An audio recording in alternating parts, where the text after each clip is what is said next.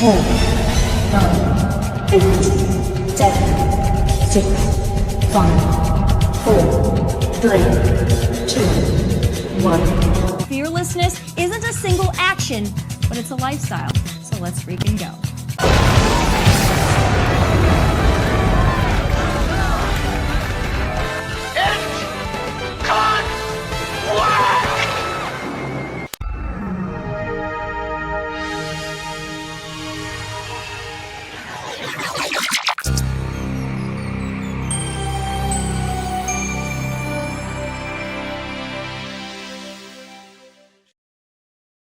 It wasn't too long ago when a Donald Trump presidential win elicited this response.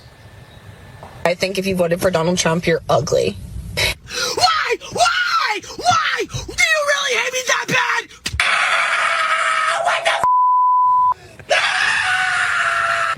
bad? Good old days. Then there was the detonation of a Russia investigation. Do you think the Russians have something on Donald Trump? I think it's possible. I don't know. These are more words I never thought I'd utter about a president of the United States. I don't think he's medically unfit to be president. I think he's morally unfit to be president. Remember those days? What happened to James Comey? Even an eruption on certification. Mr. President, I object to the certificate from the state of Georgia on the grounds that the electoral votes were not... There's no debate. Mr. President, even as people waited hours in Georgia... There's no debate. The objection is signed by a member of the House, but not yet by a member of the Senate. Well, it is over. Can't remember that? Vice President Joe Biden, utter disbelief, and the anger from the left that Trump won really never stopped. Remember the disruptive protests at Trump headquarters in front of Trump Tower and everywhere else? Or the massive women's march the day after his inaugural? How can we forget these disgusting remarks from a washed-up pop star Madonna? Yes, I'm angry. Yes, I am outraged. Yes, I have thought an awful lot about blowing up the White House. Believe it or not, it actually got worse from there. Every day, the press and the left fought Trump for 4 years. And after a 4-year break, guess what happened? He's back. Just when I thought I was out, they pulled me back in. Yep. But are the Dems really to be pulled back in? Are they going to do this again? They're going to fight everything President 47-elect does? Perhaps not. I get the sense the anti-Trumpers are finally ready to be less Al Pacino and more George Costanza. I should do the opposite. I should. If every instinct you have is wrong, then the opposite would have to be right. Yes. I will do the opposite. Yes, and it worked for George, remember? It is happening. It's happening for Trump. World leaders, business titans, embracing their inner George Costanza, exchanging their clenched fists for an open hand. We've had everybody. Jeff Bezos came, Bill Gates came, Mark Zuckerberg came. Many of them came numerous times. The bankers have all come. Everybody's coming. I haven't had anybody saying anything bad about me. I'm not used to it. But a lot of it's respect. I think they respect the Republican Party. The Republican Party has become a much bigger party. It's become a party for the worker. It really has. Even President Obama, you see this? Seems to have buried the hatchet. This may be more than just lip service. At least I hope so. There are signs of legitimate bipartisanship. Case in point.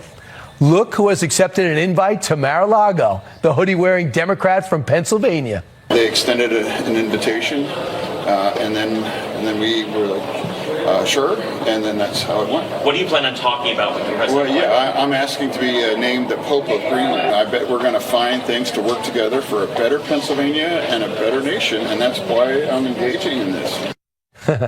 Pretty cool. It seems logical. Common sense. This headline from Politico underlined it. A new Dem strategy. Embrace Trump's winning agenda. Democratic congressman from New York, Tom Suozzi, writing an op-ed in the New York Times, saying in part, I know my party will be tempted to hold fast against Mr. Trump at every turn, uniting against his bills, blocking his nominees, grinding the machinery of the House and Senate to a halt. But that would be a mistake. And he went on with that theme.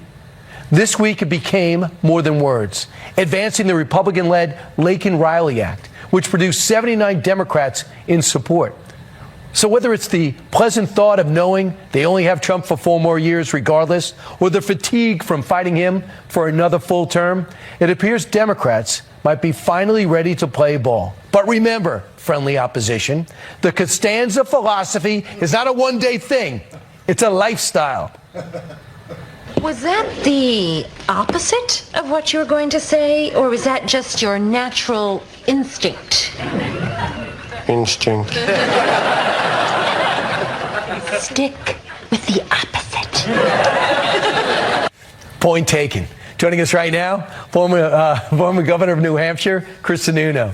Governor, am I overstating? Am I being too optimistic, or do you feel a change? Oh, there's no doubt. And political momentum is real. I mean, just look at the approval numbers, right? Trump has the highest approval numbers that he's ever had. And that is being noticed.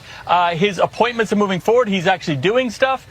So it would be one thing if the Democrats had the next generation of leadership waiting in the wings, dictating where they could go, but they don't have any structure right now. They don't know where to go. So right now, the only thing that they can do is try to be successful, and that's going to be on the Trump agenda, the Republican agenda, the workers' agenda, because that's the key to all this.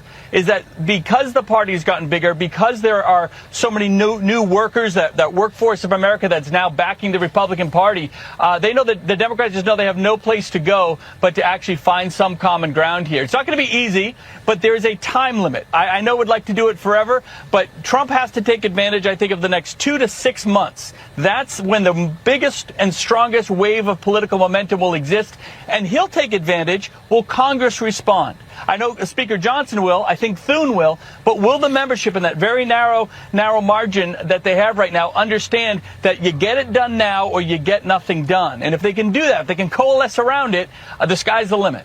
The thing that worries me about the one bill is you really got to wait till April, May, and you got Memorial Day. And what they'll be saying right away, Trump's lost his momentum, even though he hasn't. It's just the way things are done. But having said that, what is he in control of that he could do? For example, the peace deal with Ukraine and Russia. Well, what's he going to do in the Middle East? There are things, executive orders, that can have an immediate impact, right? Some executive orders can, but I think you hit it in the beginning here, internationally, right? Israel is ripe for some sort of Middle East peace accord, peace deal, something that will ease the tensions there, at least in the short term. By short term, I mean 6 months to 2 years. Ukraine is ripe. They are exhausted. Russia is exhausted. There's a solution that can be brought to bear there, and he can have complete control over that, say over that, and take a win over that. And then to the last point you brought up, I personally don't like the one bill thing. I like breaking the bills up as many as you can. As a governor, this is what I would do. Take the easy stuff first, get those wins, get that momentum, get America realizing that you are there to get stuff done. That gives you more political, public momentum to back the political momentum to get the harder stuff done a little later on. The executive order side's pretty easy, although the average American won't feel the impact of that too quickly if you were to do an executive order to again, release our energy reserves, to get rid of some of this wokeism, to do some deregulation. The last piece here is getting his secretaries in. Not in a year, and the ambassadors in. Not in a year or 18 months, but literally in the next 1 to 3 months. Those folks have to be put in place because they got a lot of work to do to deregulate. Right. It's going to be a big week, so I can't wait to see what happens. Hopefully get something before the inauguration. Governor Chris Sununu, thanks so much.